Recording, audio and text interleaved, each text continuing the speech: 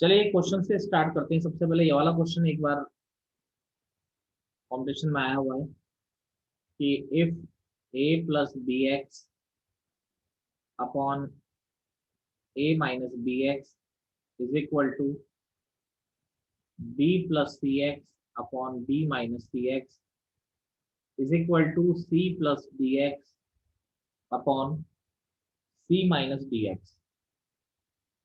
ये आपको दिया हुआ है। आपको बोल रहा है कि x is not equal to 0। ठीक है, देन आपको शो करना है, then show that a comma b comma c comma d are in GP. आपको शो करना है कि ए बी सी डी किस में आ रहे हैं, आपके जीपी में आ रहे हैं। तो ये दे रखा है ए plus B X upon A minus B x, ये सब दिया हुआ है बच्चे। अब देखिए अगर इसको शो करना है हमारा, तो हम लोग देखिए किस तरीके से शो करते हैं। जीपी में शो करना है, इसका मतलब इनका कॉमन रेशियो आपका सेम आना चाहिए। एक सिंपल सी बात है, जीपी शो करने का मतलब कॉमन रेशियो सेम आ जाए। तो यहाँ पर देखिए सबसे पहले मैंने इसको सॉल्व किया, A plus B X upon A minus B X is equal to, चलो तीनों बराबर है। आप लोगों को एक चीज मैंने सिखाई थी कि कंपोनेंट एंड डिविडेंडो कुछ होता है, जैसे यस सर। बिल्कुल यस सर। दो नंबर का रेशो अगर सेम है तो मैंने आपको बोला था कि उनके सम और डिफरेंस का रेशो भी सेम होता है। यानी कि a plus B upon a minus B, अगर दो नंबर का रेशो सेम है तो उनके सम और डिफरेंस का रेशो भी क्या होता है, सेम होता है। ऐसे यहाँ पर क्या है, दो नंबर का रेशो सेम है तो उनके सम और डिफरेंस का रेशो भी क्या होगा, आपका सेम होगा। यानी कि यहाँ पर जैसे कई बच्चों को दिक्कत हो, देख लो बताया था, 2/4 इज इक्वल टू 1/2 है। दो नंबर से इनका रेशो सेम है, 2/4 भी 1/2 ही होता है। तो इनके सम और डिफरेंस, तो इनके सम और डिफरेंस, तो आप देखिए 6/-2 इज इक्वल टू 3/-2। यहाँ 3 यहाँ पर ये 1-2 आएगा, सॉरी, सम और डिफरेंस का रेशो तो ये -1, तो ये -3 इक्वल टू -3। तो यही मैंने आपको बताया। तो सी एंड डी से क्या होता है, ये एक बार में ही आपका हो जाता है, कंपोनेंट एंड डिविडेंडो से एक स्टेप में ही आपका सिंप्लीफाई हो जाएगा। देखिए यहाँ पर तो a plus B X plus a minus B X upon a plus B X minus a minus B X. यहाँ पर क्या हो गया, सेम वही प्रोसेस, जब रेशो सेम है तो सम और डिफरेंस का रेशो भी सेम होगा। b minus C X upon b plus C X minus b minus C X is equal to, यहाँ आ रहा है c plus D X plus c minus D X upon c plus D X minus c minus D X. अब देखिए यहाँ bx से bx cut गया तो 2a, यहाँ a से a कट गया तो 2bx, यहाँ पर cx से cx कट जाएगा तो 2b, यहाँ b से b कट जाएगा तो 2cx, यहाँ पर आपका c से c कट जाएगा तो 2dx, एक मिनट, dx से dx कटेगा तो 2c, यहाँ c से c कटेगा तो 2dx। ये कैंसिल हो गया आपका आराम से। सर हाँ जी, ठीक है सर, ठीक है ठीक है। ठीक है। अब देखिए पूरी इक्वेशन को अगर x से मल्टीप्लाई कर दे तो a upon B equal to B upon C equal to C upon D. ठीक है, अब इसका रेसिप्रोकल कर देंगे तो भी सेम होगा, यानी b upon a is equal to C upon B equal to D upon C. ये तीनों बराबर आ रहे हैं। अरे इसका मतलब यही तो हुआ कि A B C D are in G P. क्योंकि क्या मतलब हुआ, b अपॉन ए किसके बराबर है, c अपॉन बी के बराबर है, और c अपॉन बी किसके बराबर है, d अपॉन सी के बराबर है। तो ये ऑटोमेटिकली किस में शो हो गया आपका कि ए बी सी डी किस में आ जाएगा, आपका जीपी में आपका आ जाएगा। करिए, कॉपी करिए जरा। देखिए अगला जो है हमारा नेक्स्ट, अब देखिए अब मैं आपको सिखा रहा हूँ इसमें कि थ्री टर्म्स को हम लोग सपोज कैसे करते हैं। अगर मान लीजिए जीपी में, जैसे एपी में तीन टर्म सपोज करना मैंने आपको बताया था, जीपी में टर्म्स को सपोज कैसे करते हैं। ठीक है, यानी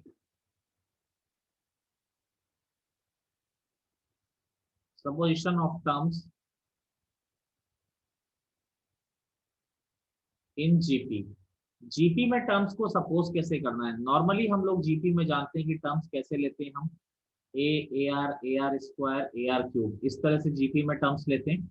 लेकिन कुछ स्पेशल केसेस में हम लोग टर्म्स को दूसरे तरीके से हम लोग एज्यूम करते हैं। ठीक है, किस तरीके से एज्यूम करते हैं ये मैं आपको बता रहा हूँ, लेकिन केवल किसमें? स्पेशल कंडीशन में। जीपी का मतलब एक सिंपल सा ये होता है कि कॉमन रेशियो सेम, और कुछ नहीं होता। अगर मान लीजिए आपको ऑड टर्म्स एज्यूम करनी है, तो आप ऑड टर्म्स में जैसे आपको थ्री टर्म्स सपोज करनी है, तो थ्री टर्म्स आप कैसे लेंगे? ए अपॉन आर, ए और ए आर। बेटा है तो जीपी में, आप इनका कॉमन रेशियो लेके देखो आपस में, देखो आप करके भी देखोगे तो ए अपॉन ये इन सबका कॉमन रेशियो सेम ही आ रहा है और आर आ रहा है। इसका फायदा क्या है? फायदा ये है, अगर मैं तीनों को मल्टीप्लाई अगर कर देता हूँ तो आपका आर से आर कैंसिल हो जाता है, आपका क्या बचता है? केवल ए बचता है। ठीक है, तो इनका यूज जब है जब मल्टीप्लीकेशन की कंडीशन क्वेश्चन में दी गई हो। जैसे आपको 5 टर्म्स लेनी है, तो आप A upon are square, A upon R, A, A R, A R square, तो ये 5 टर्म्स आप इस तरह से लेंगे। आप इसका रेशो निकाल के देख सकते हैं कि ये जीपी में आ रहा है, पहली चीज तो जीपी में है, और दूसरी बात आपका क्या आ रहा है कि मल्टीप्लीकेशन करने पे अगेन आर कैंसिल हो रहा है। अगर मान लीजिए हमें इवन टर्म्स लेनी है, तो अगर इवन टर्म्स लेनी है, जैसे 4 टर्म्स हमको लेनी है, अब बच्चे बोलेंगे कि 2 क्यों नहीं ले रहे हो सर? बेटा 2 टर्म को देख के कोई बता सकता है कि वो एक जीपी है या नहीं। जीपी के लिए मिनिमम 3 टर्म्स की जरूरत तो होती। ठीक है, तो 2 टर्म्स हम इसलिए नहीं ले रहे हैं कि 2 टर्म्स को देख के कोई नहीं बता सकता कि ये एपी है जीपी है, तो इसीलिए हम लोग 4 टर्म्स ले रहे हैं। तो 4 टर्म्स अब आप कैसे लेंगे? भाई मेरा एम क्या है? मल्टीप्लाई करने पे आर कैंसिल होना चाहिए। तो 4 टर्म्स लूंगा मैं, A upon R cube, A upon R, A R, A R, A R cube. मुझे एक बात बताइए, क्या ये टर्म्स जीपी में आ रही है? पहली चीज मैं आपसे जानना चाहता हूं, क्या ये टर्म्स जीपी में आ रही हैं? बोलिए, बोलिए बोलिए बेटा। Yes, sir. Yes sir. Yes sir. और 1/r²। इनका कॉमन रेशियो कितना आ रहा है आपका? 1/r²। बेटा आर स्क्वायर आ रहा है, आर 1/2। स्क्वायर। देखो ना, आप सेकंड टर्म में फर्स्ट टर्म को डिवाइड करके देखो, A upon R, A upon R cube, A से ए कट गया, ये आर क्यूब ऊपर चला जाएगा, ये आर नीचे, तो आर स्क्वायर आ रहा है, और सब जगह आर स्क्वायर ही आ रहा है, तो जीपी तो है ही, उसमें तो कोई डाउट ही नहीं है। फायदा क्या है कि मल्टीप्लाई करने पे आर कैंसिल हो रहा है। तो 6 टर्म्स अगर मैं लेके बताऊं, तो ए अपॉन आर की पावर 5, ए अपॉन आर की power 3, A upon R, A R, A R cube और ए आर पावर 5। ठीक है, तो इस तरीके से आपको लेना है, नोट करिए इसको जरा। नेक्स्ट देखिए, क्वेश्चन है,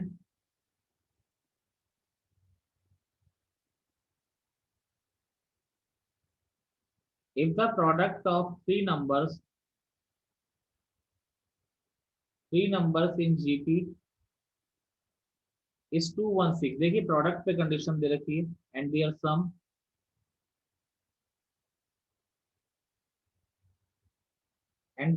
is 19,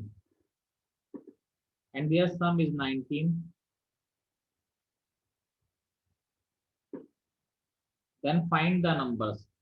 ये बोल रहा है product of 3 terms in JP is 216।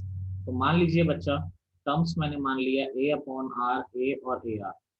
तो देखिए आपको इनका प्रोडक्ट दे रखा है, प्रोडक्ट इज 216, तो यानी कि ए अपॉन आर, जब प्रोडक्ट दिया हो तभी इसका फायदा है ना। यहाँ पर आर से आर कैंसिल हो गया, ए क्यूब इज इक्वल टू 216, 216 मतलब 6 का क्यूब, यानी ए इज इक्वल टू कितना आ गया? 6। अब देखिए आर का वैल्यू निकालने के लिए दे रखा है कि इनका जो सम है, वो 19 है। Sum in the sense A upon R plus A R is equal to 19। A common लिया, 1 upon R plus 1 plus R is equal to 19। तो देखिए यहाँ पर a तो 6 है, 6 रख ही दो, क्या है उसमें, एलसीएम लिया तो बच्चा R square plus are plus 1 upon R is equal to 19। ये इधर चला गया तो 19 अपॉन 6। कैलकुलेशन है, इसमें कोई दिमाग वाली बात नहीं है। तो क्रॉस मल्टीप्लाई किया, 6r square plus 6r plus 6 is equal to 19r। एक तरफ ले आए, 6r square minus 13r plus 6 equal to 0। Factor किए बेटा, मिडिल टर्म को स्प्लिट करते हैं, 36 चाहिए तो minus 9r minus 4r plus 6 equal to 0। ठीक है, यहाँ से क्या हो गया आपका, 2r कॉमन लिया, नहीं 3r,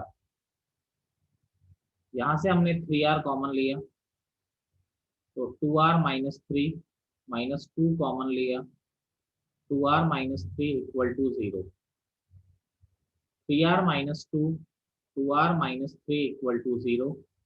तो r इज इक्वल टू, एक तो 3/2 आ गया बच्चा, एक 2/3 आ गया, r का 2 वैल्यू आया। अब आपका a कितना है, आपका 6, और r आप मान लीजिए कोई भी एक ले लेता हूँ, जैसे बच्चे मैंने 3/2 ले लिया। ठीक है, अब आप बोल रहे हो 2/3 क्यों नहीं ले रहे, आपकी चॉइस है, 2/3 ले लीजिए, कोई दिक्कत नहीं है। तो टर्म्स क्या है, a अपॉन आर, ए और ए आर। ठीक है, अगर r को मैं 3/2 लेके चल रहा हूँ तो आपकी टर्म्स क्या आ जाएंगी, अगर आप रख के देखिए, ये 4 हो गया, ये 6 हो गया, ये 9। अगर r को मैं 2/3 लेता तो 964 आता, लेकिन नंबर तो वही आ रहे हैं, ऐसा थोड़ी कि नंबर अलग आ गए, नंबर सेम ही आएंगे। ठीक है, करिए, कॉपी करिए। हाँ चलो फिर आगे चलते हैं ना। देखिए, find the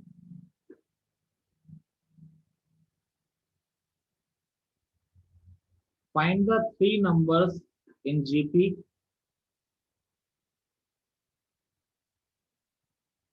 whose sum is 38। मुझे लगता है ये आप कर सकते हैं, पता नहीं क्यों लग रहा है। And their product is 1728। कर सकते हैं, नहीं कर सकते हैं, बोलिए। Yes, sir. सेम प्रॉब्लम है, सेम, जस्ट ट्राई कीजिए वरना मैं बताऊंगा। Very good. ए आपका, देखिए मैं जल्दी से कर देता हूँ। नंबर लिए a upon R, A R, तो यहाँ पे प्रोडक्ट क्या आ रहा है, 1728। तो प्रोडक्ट यानी A cube is equal to, product A cube हो गया बच्चा, ये हो गया 12 का क्यूब, तो a इज इक्वल टू आ गया 12। अब देखिए इनका सम आपको दे रखा है 38। सम क्या है, a upon R plus A R is equal to कितना आ रहा है, 38। a कॉमन लिया, 1 upon R plus 1 plus R is equal to 38। a 6 है, R square plus are plus 1 upon R is equal to 38। तो सर ये 12 है। 2 से 19 टाइम कैंसिल हो गया, ये 3 टाइम कैंसिल, सॉरी हाँ ठीक है, 3 टाइम कैंसिल हो गया। अरे आ रहा है सबका, सर Yes. 8 12 है। 8 वाला सर। ओके सर 8 12 और ठीक है ठीक है, 8 12 है तो ये कैंसिल होगा तो 6 आएगा। तो जब वही पिछली वाली क्वाड्रेटिक बनेगी, r 2/3 और 3/2, तो 8 12 है। क्या आ रहा है बेटा, a को अगर मैं a को 12 लेता हूँ अगर, और r को 3/2 लेता हूँ, तो क्या आ रहा है आंसर, 18, 12, 8. नहीं वो तो 2/3 लेने पे आएगा। 8 12 और 18 ये आ रहा होगा इसको लेने पे। Yes sir. Yes sir. ठीक है, हाँ वो भी ठीक है, नंबर ही तो है, सेम ही नंबर है, कोई ऐसी दिक्कत नहीं है। चलो सर वैसे ये क्यूब जल्दी फाइंड आउट करने का कोई तरीका है सर? नहीं नहीं, ऐसा कोई तरीका नहीं होता, कुछ तो करना सर पड़ेगा। एलसीएम करके आ जाएगा इजीली। वो तो अब यार बेसिक जो वो तो है ही, जो पुराना है वो ये, उसका तो कोई इलाज नहीं है बेटा, ऐसा ये तो करना ही पड़ता है। चलिए अब मैं आपको एक दो क्वेश्चंस करा रहा हूँ। ये तो आपको समझ में आ गया होगा कि भाई किस स्पेशल केस में हम ये नंबर लेंगे। अगर प्रोडक्ट नहीं दे रखा है तो ये नंबर नहीं लेना, फिर कोई मतलब नहीं बनता। ठीक है, जैसे देखिए एक प्रॉब्लम मैं आपको करा रहा हूँ। क्वेश्चन है हमारा,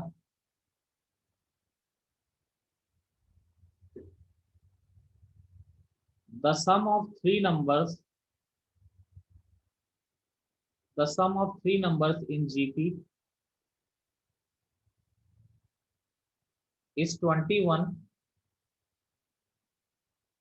and sum of their squares, important question है, sum of their squares is 189.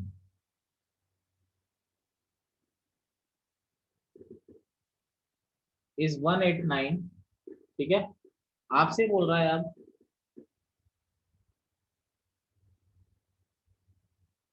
कि फाइंड द नंबर्स। तो तीन नंबर्स का जो सम है वो 21 है and sum of their square is 189 और उनके स्क्वायर का सम कितना आ रहा है 189 आ रहा है। तो आपका नंबर बताइए। देखिए स्टार्ट करें तो अब यहाँ पर प्रोडक्ट की कंडीशन कहीं दे ही नहीं रखी है, तो भैया पुराने ढर्रे पे आ जाओ। पुराना ढर्रा इन द सेंस की आपको जीपी की टर्म्स जो लेनी है वो क्या लेनी है, ए आर और ए आर स्क्वायर की टर्म्स आपको लेनी है। अब आपको क्या दिया हुआ है, इनका सम 21 है, तो इनका सम 21 है यानी कि A plus A R square is equal to 21। A common लिया, 1 plus R square is equal to 21, यह आ गया। अब देखिए अगली कंडीशन क्या दे रखी है, सम ऑफ देयर स्क्वायर इज 189। किनके स्क्वायर का सम, जो नंबर आपके पास है इनके स्क्वायर का सम, तो A square plus A are का square plus A R square का स्क्वायर इज इक्वल टू 189। इनके स्क्वायर का सम कितना आ रहा है 189। तो A square R square plus A square R की पावर 4 इज इक्वल टू 189 आ रहा है बच्चे। यहाँ से ए स्क्वायर मैंने कॉमन लिया तो 1 plus R square plus R की पावर 4 इज इक्वल टू 189। अब ये दो इक्वेशन आ गई है आपके पास। अब इन दो इक्वेशन को यूज करके बच्चे आपको ये नंबर निकालने, तो ये नंबर निकालने के लिए आप एक बात देख पाए, आपको ए का वैल्यू भी चाहिए और आर का वैल्यू भी चाहिए, दोनों वैल्यू चाहिए। तो यहाँ पर देखिए इधर से अगर मैं ए का वैल्यू निकालूं, बेटा क्या आएगा ए का वैल्यू बोलेंगे 21 अपॉन 21/1 प्लस आर स्क्वायर। और जो ए का वैल्यू है put in equation number 2। Equation number 2 में मैंने पुट कर दिया, डरने की कोई जरूरत नहीं है, मैं कराऊंगा पूरा। इक्वेशन नंबर 2 में पुट किया तो ए स्क्वायर मतलब इसका स्क्वायर रखोगे 21 का square upon are square plus 1 का होल स्क्वायर, और क्या आ रहा है आपका आर की पावर 4 ऊपर ये चल रहा है।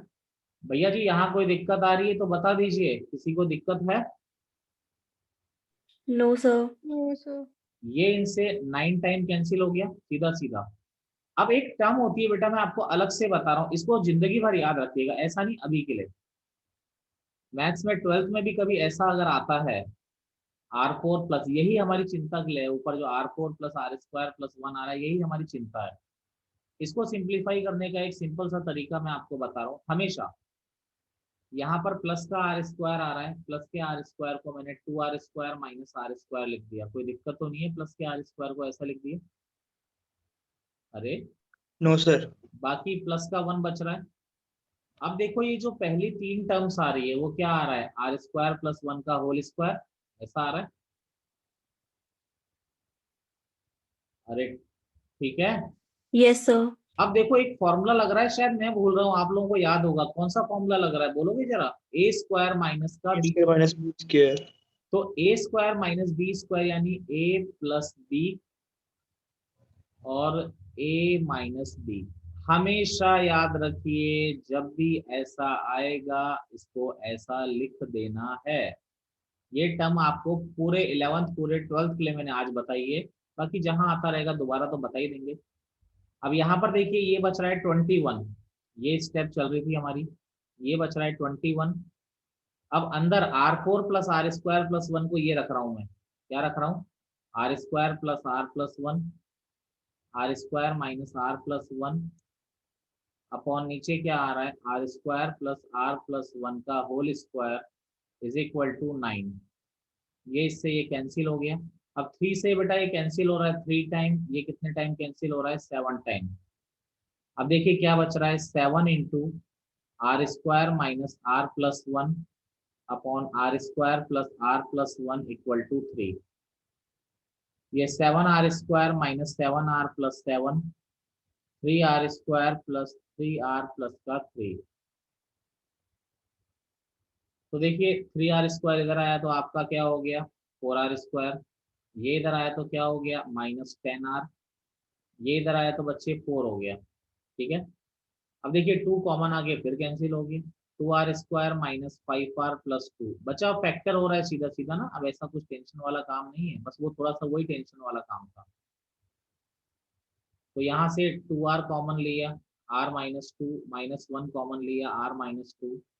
आप देख पा रहे हैं 2r minus 1 r minus 2 equal to 0। तो r आपका एक तो 1/2 आ गया, एक 2 आ गया। चलिए r का वैल्यू आ गया, कॉपी करिए यहाँ पर।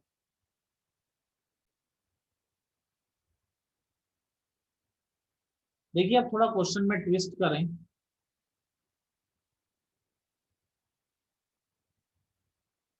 इन a set of 4 numbers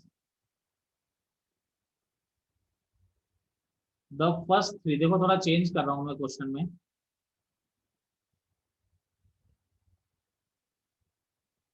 the first 3 are in GP, यानी पहले 3 जीपी में, and last 3 are in AP,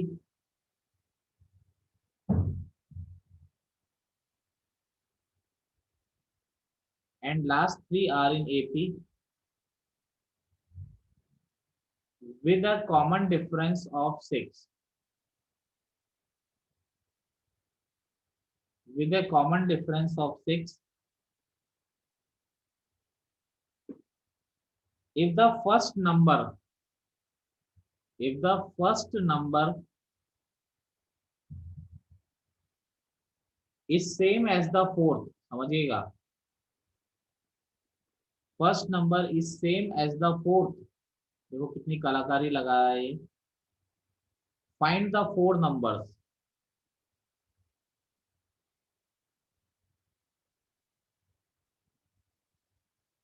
बेटा जी 4 नंबर है। देखो ये बोल रहा है पहले 3 जीपी में है, तो भाई ऐसा करते हैं, तो पहले 3 जीपी में और लास्ट के 3 जो आ रहे हैं वो किस में आ रहे हैं, एपी में आ रहे हैं। तो देखो पहला नंबर अगर मैंने ए मान लिया, अगला बी है, आपसे क्या बोला गया है लास्ट के 3 एपी में, और कॉमन डिफरेंस कितना है उनका 6। तो बेटा कैसा मान सकता हूँ मैं, अगला b, b plus 6, b plus 12 ले सकता हूँ अंदर के नंबर बेटा। सर फिर से समझा दो सर। Yes yes sir. देखो जी मेरी बात सुनो, दोबारा समझा देते हैं, कोई बात नहीं।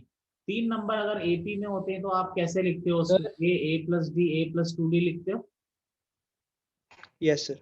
अब आप थोड़ा ध्यान दीजिए, ये बोल रहा है लास्ट 3 नंबर अगर आपके एपी में है तो आप कैसे लिख सकते हो, और ये बोल रहा है उनका कॉमन डिफरेंस 6 है। तो अगर पहला नंबर में बी लूंगा तो अगला बी प्लस 6 लूंगा, फिर कौन सा लूंगा, बी प्लस 12 भी तो लूंगा।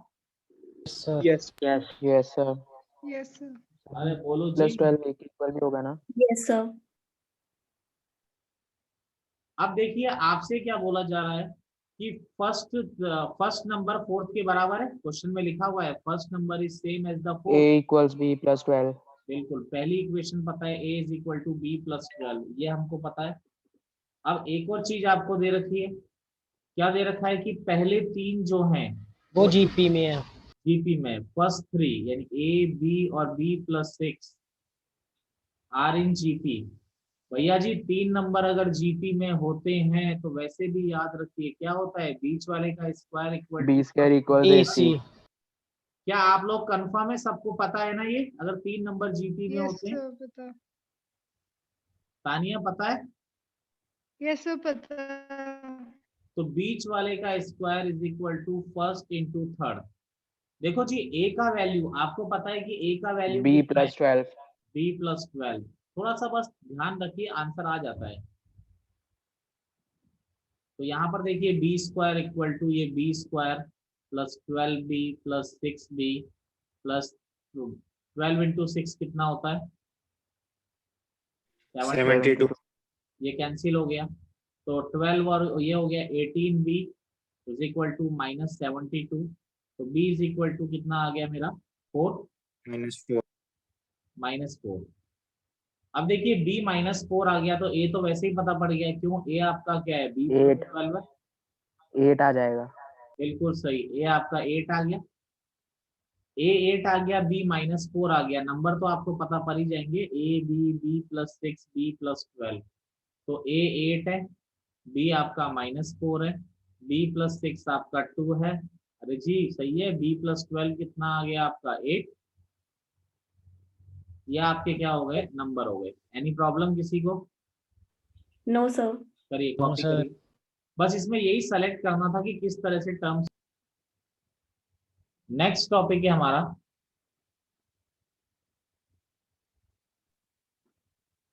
सम ऑफ एन टर्म्स। ये आपके लिए बिल्कुल एक नया फॉर्मूला है कि जीपी के एन टर्म्स का सम क्या होता है। देखिए जीपी की टर्म्स क्या होती है, ए आर स्क्वायर, ए आर क्यूब, इस तरह से चलती है। और nth टर्म क्या होती है, ए आर की पावर n-1, जहां पर ए फर्स्ट टर्म होता है और आर हमारा क्या होता है, कॉमन रेशियो होता है। देखिए एस एन क्या होता है, एस एन क्या होता है, T1 + T2 + T3। Some of N terms का मतलब होता है आपका सारी टर्म्स का सम। तो T1 क्या है, ए, T2 क्या है, ए आर, T3 क्या है, ए आर स्क्वायर, ये है आपका ए आर क्यूब, और Tn क्या है आपका, ए आर की पावर n-1। सीधा सीधा ऐसा आ रहा है। अब मुझे एक बात बताइए, मैं इसके एन टर्म्स का सम निकाल रहा हूँ। s = 1 + 2 + 3 है। अगर मैं एक आगे बढ़ा के लिखूं तो भी तो ये 1 ऐसा लिखूंगा ना, मेरी बात समझ रहे हैं? अगर मैं यहाँ से एक आगे बढ़ा के लिख दूं तो इसी तरीके से लिखेंगे नहीं लिखेंगे, बताइए। हाँ जी, यस सर। चलिए। अब देखिए यहाँ पर मैं क्या कर रहा हूँ, मैंने इक्वेशन को, इक्वेशन नंबर जो 1 है उसको जीपी के कॉमन रेशियो से मल्टीप्लाई किया। इससे पहले क्या आ जाएगा, ए आर की power n-2 multiplied by GP के कॉमन रेशियो, यानी जीपी का कॉमन रेशियो क्या है, आर। मैंने मल्टीप्लाई किया तो क्या हो जाएगा, देखिए आर एस एन = ये हो गया ए आर, ये हो गया ए आर स्क्वायर, ये आर हो गया ए आर क्यूब, ये हो गया ए आर 4। चलिए ये क्या हो जाएगा, जब आर से मल्टीप्लाई करोगे बेटा, मैं आपको बता देता हूँ करके। यहाँ पर ए आर की पावर n-2 है, आप अगर आर से मल्टीप्लाई करोगे तो क्या हो जाएगा, बेस सेम में पावर ऐड हो जाएगी। ए Yes. आर की पावर n-1, और जब ए आर की पावर ए n-1 आर की से पावर n। मल्टीप्लाई करोगे तो क्या हो जाएगा आपका, ए आर की पावर n हो जाएगा। मेरी बात क्लियर है? Yes, sir. Yes sir. अब देखिए जी, इक्वेशन नंबर 1 को मैं 2 से माइनस कर रहा हूँ, लेकिन किस तरह से कर रहा हूँ, इंपॉर्टेंट ये है। इक्वेशन नंबर 1 में लिख रहा हूँ, देखिए a + AR square + AR cube + AR की पावर n-1। तो कॉमन रेशियो से मल्टीप्लाई किया तो r × SN। एक आगे बढ़ा के लिख रहा हूँ इसकी टर्म्स को। देखो ये इक्वेशन नंबर 2 जो है, एक आगे बढ़ा के लिख रहा हूँ, क्योंकि ए आर यहाँ आ रहा है तो यहाँ स्टार्टिंग ए आर से हो रही है, तो एक आगे बढ़ा के लिखा ए आर, फिर अगली टर्म ए आर स्क्वायर, फिर अगली टर्म ए आर क्यूब, फिर यहाँ पर भी क्या होगी, एक टर्म आगे बढ़ेगी ए आर की पावर n। अब इससे पहले कौन सी टर्म आ रही है आपकी, ए आर की पावर n-1। आप सहमत है मैं जो कह रहा हूँ इस बात से? Yes sir. यस अब अगर मैं दोनों इक्वेशन को आपस में सब्ट्रैक्ट कर देता हूँ, अब देखिए सब्ट्रैक्ट करने का फायदा कितना मिलेगा, आपस में माइनस कर दिया s n minus r s n equal ये ए सब गायब हो माइनस ए गया। आर की पावर n। यहाँ क्या बच गया, s n minus r s n, ये ए, ये लास्ट बच रहा है मैं माइनस ए आर की पावर n। ए कॉमन लिया तो 1 - आर की पावर n, यहाँ से एस एन कॉमन आ रहा है, यहाँ बच रहा है 1 - आर। तो एस एन क्या हो गया, ए 1 - आर की पावर n अपॉन 1 - आर। यह आपका सम ऑफ n टर्म्स होता है। यहाँ पर ए हो जाता है आपका फर्स्ट टर्म, कैसे आता है मैंने आपको ये भी बता दिया। आर हमारा हो जाता है कॉमन रेशियो, और n हो जाता है हमारा नंबर ऑफ टर्म्स, कितने टर्म्स का सम आपने निकालना है। करिए कॉपी करिए। देखिए अगला जो मैं बता रहा था कि किताब में कुछ लिखा हुआ है जो इसने भी बोला, जैसे मेरा जो फॉर्मूला है मैं बताता हूँ। Sn इज इक्वल टू, मेरा ये फॉर्मूला आया। देख बेटा ध्यान से देखना, मैं तेरी बात ही कर रहा हूं। अगर मैं ऊपर से माइनस कॉमन ले लूं, नीचे से भी माइनस कॉमन ले लूं, ये कट जाएगा। क्या दोनों चीजें अलग अलग हैं कि दोनों चीजें सेम है? मुझे एक बात बताइए। हाँ जी, सर Same, सेम है। sir. सेम है, दिख रहा है ना। अब किताब वाले क्या लिखते हैं? अरे समझ गया बेटा, एक बार किताब वाले ये लिखते हैं और एक बार ये लिखते हैं, यही लिखते हैं ना। Yes, sir. तो अब मुझे बता दोनों अलग कहाँ से हैं? अलग दिख रहे हैं तेरे को? बिल्कुल सेम फॉर्मूले, No, sir. सेम ही फॉर्मूले हैं वो। देखो बुक में कैसे लिखा होता है, आपको भी वैसे ही लिखना है, वरना आपके स्कूल के टीचर नंबर नहीं देंगे ना। तो हमको लिखना तो वैसे ही है, क्योंकि मानना तो पड़ेगा उनको, जो है वो तो मानना पड़ेगा। पर ये दोनों चीजें एक ही है।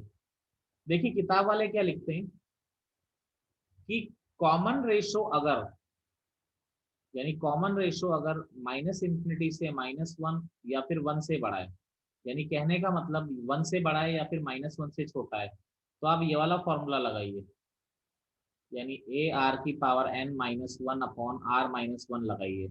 और किताब वाले लिखते हैं कि अगर -1 से 1 के बीच में है तो आप कौन सा लगाइए? ये वाला लगाइए। अब मुझे बताओ दोनों में फर्क क्या है भाई? सीधे सीधे क्यों नहीं पढ़ा देते हो कि दोनों तो एक ही है भाई, कोई सा भी लगा लो, एक ही तो बात है। समझ गए? करिए, कॉपी कर लीजिए।